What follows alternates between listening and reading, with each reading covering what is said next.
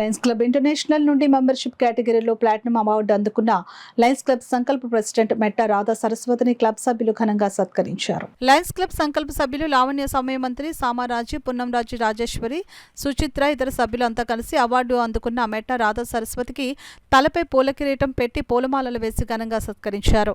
అనంతరం సభ్యులు అంతా పూర్ణకుంభంతో మెట్ట రాధా సరస్వతికి వేద పండితుల మంత్రోచ్చరణల నడుమ పూలు చెల్లుతూ ఘన స్వాగతం పలికారు. ఈ కార్యక్రమంలో లయన్స్ క్లబ్ సంకల్ప ఇతర సభ్యులు పాల్గొన్నారు.